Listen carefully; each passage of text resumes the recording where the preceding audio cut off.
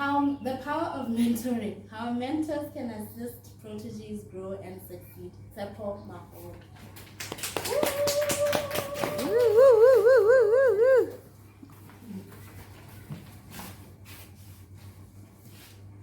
Will you be shocked if I told you, out of 6 people in this room, at some point, 4 of us thought it would be better for them to die rather than stand in front of an audience and speak. Good evening, Madam Toastmaster, fellow Toastmasters, and our esteemed guest. Public speaking has been seen as one of the aspects of life which brings about a lot of anxiety and a lot of fear in many individuals. The fear of public speaking, which is often referred to as prosophonia, takes, according to Google, about 70 or to 75% of the people have this kind of fear. Exactly about 5 months ago, on the 11th of June 2024, after attending a few Toastmasters meetings, and I was not comfortable with speaking in front of people, I took it upon myself that I wanted to get rid of this fear, which I was suffering from for a very long time.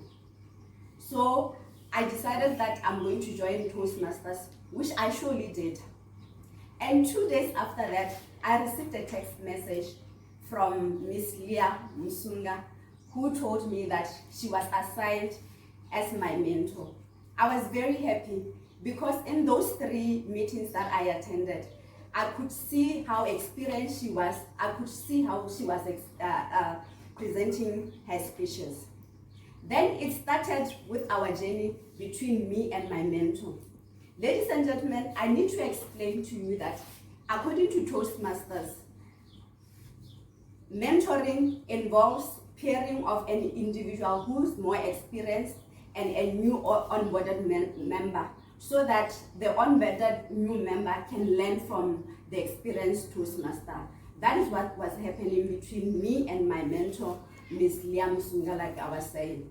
During that 5 months, I learned quite a lot from her, and there were many benefits that I enjoyed during the mentorship program, some of which include personal growth. During this time, she was helping me to prepare for my speeches, and she was pushing me every time when I felt scared to stand in front of an audience and present, and also encouraged me in a lot of ways. I could learn how I should prepare for my speeches, the timing for speeches, and all different aspects of Toastmasters. More especially, her main aim was to see me win. The other aspects of mentoring that I benefited from my mentor, of which I think most people also benefited from, was skills development.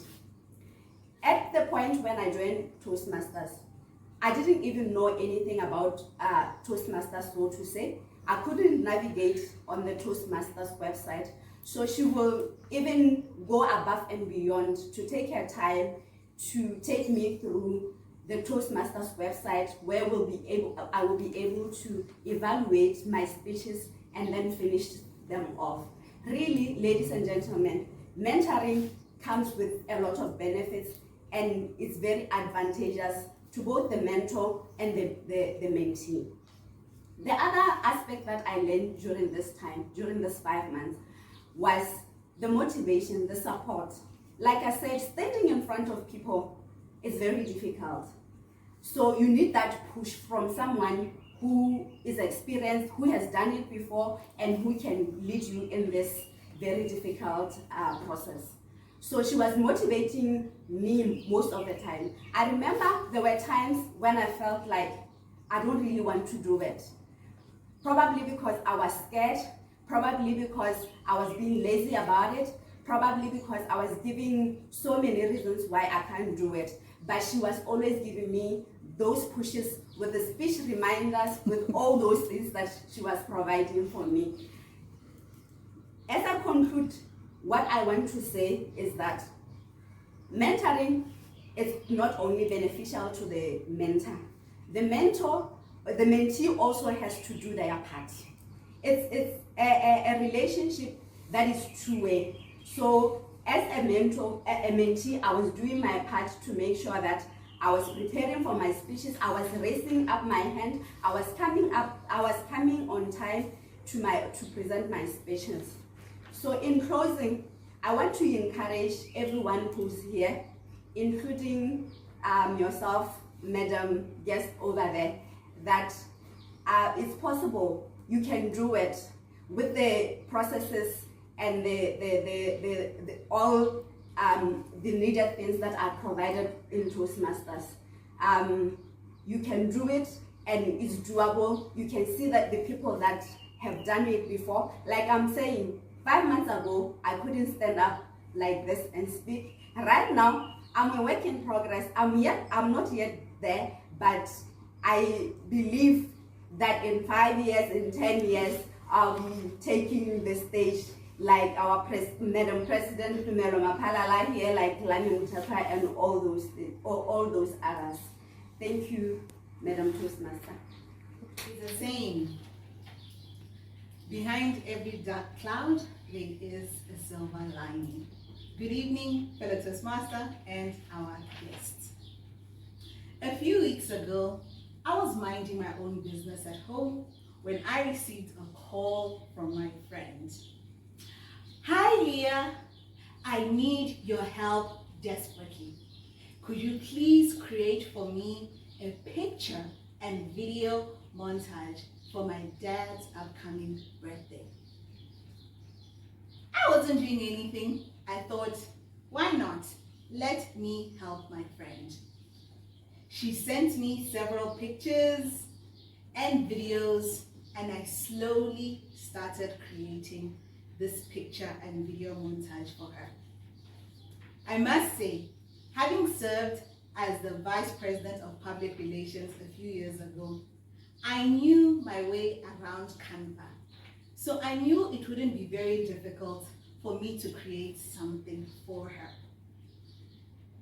Anyone here ever edited a video? You'll find editing 5 minutes worth of a video content will take you maybe 1 whole hour. And that's what I discovered. Having spent so much time creating this for my friend, I then sent her just a snippet of what I had done. And that's when the problems started. She wasn't happy with the backgrounds that I had used. And I thought, wow, I'm doing something special. And we started going back and forth in terms of how the whole project would look. I realized then that we had different aesthetics when it came to presentation. I am one person who watches a lot of YouTube content. And there's a specific aesthetic that I've decided that I like from what I've seen from the videos I watch. Yet my friend, she had a totally different aesthetic. And I thought what she wanted me to do was a little bit old-fashioned. But this was for her dad, and I had to find a way for us to meet somewhere in the middle. I recall the Friday evening before the event where the project will be presented. I must have taken about 4 hours. I remember just sleeping the following morning. And even when I woke up the next day, I was still editing. And in the end, we ended up with a picture and video montage that was about 40 minutes. So you can just imagine how much time I had spent on this. It was presented at the birthday party that was there. Everyone loved it. Then the next day, my friend calls me again. Hi, Leah. So, can I please have the rough template of the video that you created? I want someone else to edit it. I was gutted. All the time I had spent, and she was taking it to somebody else. But what could I do? She's my friend. I said, all right. Had to be calm, and the next day she came with her flash, and I gave her the file that I had spent timeless time working on it. A few days later, after I had calmed down because I felt so disappointed by what had happened, I started thinking about our upcoming in-person Toastmasters meeting.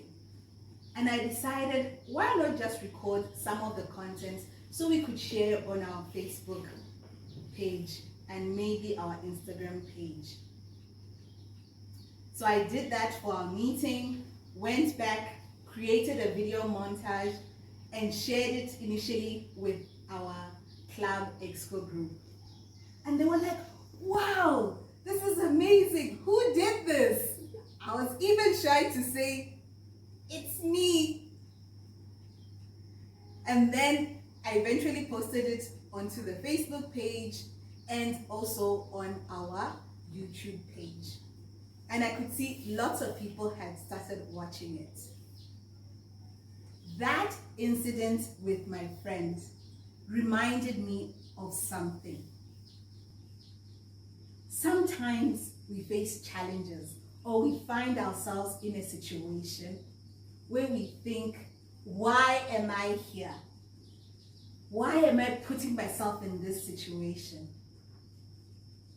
But you'll be surprised that even in those situations, there is a silver lining. There is something good that can come out of it. For me, I realized I love editing videos, and it's something I've started doing. What about you, fellow Toastmasters and guests? Ever face a trying challenge or find yourself in that situation where you feel, I don't want to be here? I just want to remind you, even in those situations, when it seems really dark, that there is a silver lining. Back to you. How would your life look like if you conquered every self-limiting belief you've ever had? How is the picture looking for you, Joanna? Absolutely amazing. Tepo? Orange. Orange. Hasina? Top of the seventh. Yulia, how did that picture look like? I guess amazing. Amazing. On second thought, I would say monotonous. Monotonous. If we ever conquered every self-limiting belief we've ever had, I want to believe, or I want to agree with you that the picture at hand doesn't look the same as the picture we just envisioned. I want to share with you, or I want to take you on a journey and share with you a story about my journey of self-conquest. Have you ever heard of the saying, conquering yourself? So. 3 weeks ago, I had a conversation with Lani. I took a chair, I sat down, made 2 cups of cranberry tea. It's one of my favorites. by the way. And I said to Lame, Lame, we need to have a conversation. And Lame began to ask me, why the conversation now? Why are we having such a conversation? I said to Lame, I think it's time I take myself to war. What? Take yourself to war? Yes, Lame. It's time I take myself to war. We had a family fun day at church. And the referees had told us that we're going to have a surprise challenge. Everyone was looking forward. Not exactly everyone, because it was a surprise.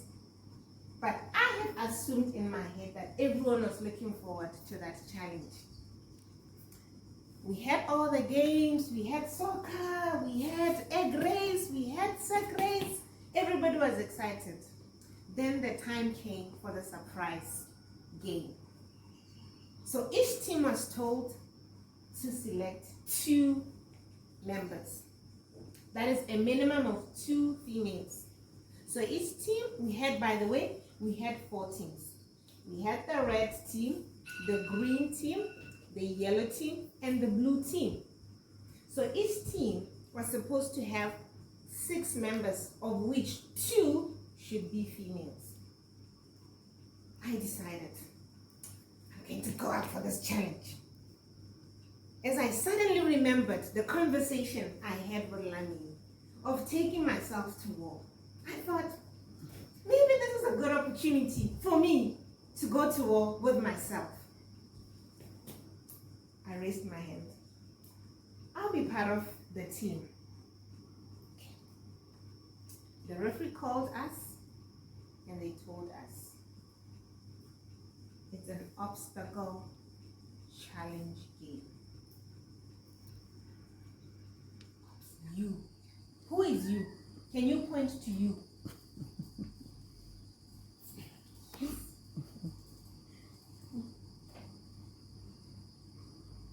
We are the ones standing between us and our dreams. Why is that so? Leah mentioned laziness. Who is being lazy here? It's not anybody else's laziness that's causing me not to achieve my dreams. You talked of self-doubt. Where is that coming from? Myself. Fear. Where is that coming from? Insecurities. Where are they coming from? Inner critic voice. Where is it coming from?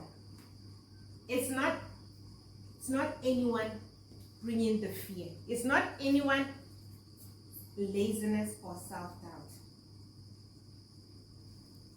So can we all agree that we are the ones standing between ourselves and our dreams?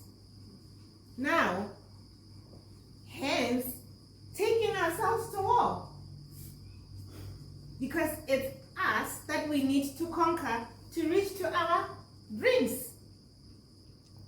The fight needs to be between us and us. Us and ourselves. Not any other person out there. Now, how do we break this barrier? How do we break this barrier? How do we break through this wall that's standing between us and our dreams? The first principle is what I call self-recognition. What is self-recognition all about?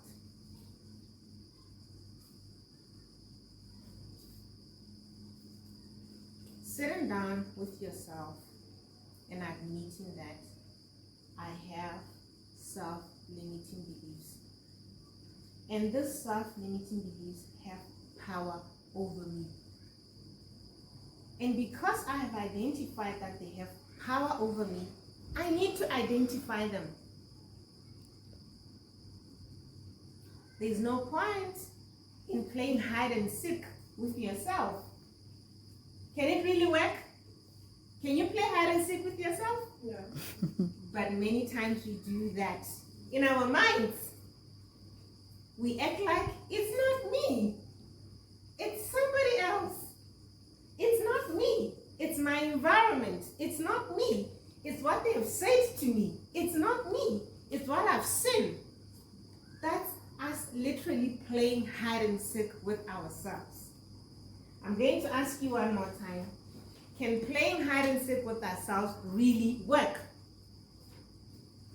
Can't, and it will never work. So in order to break that barrier, we need to recognize the self-limiting beliefs. We need to acknowledge that they are there and they have power over us.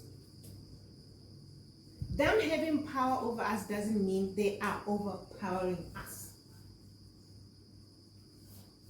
So you need to go deep into your thoughts and begin to think.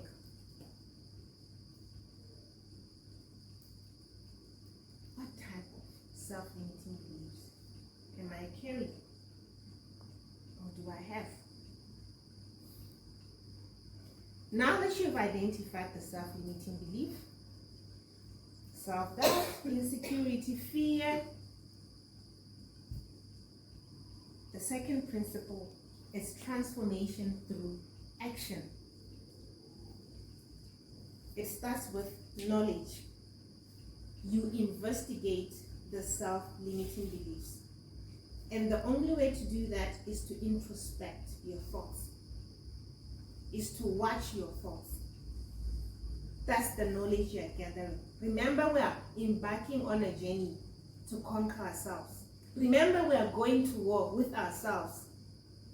And we know that when you go to war, you need to investigate your enemy.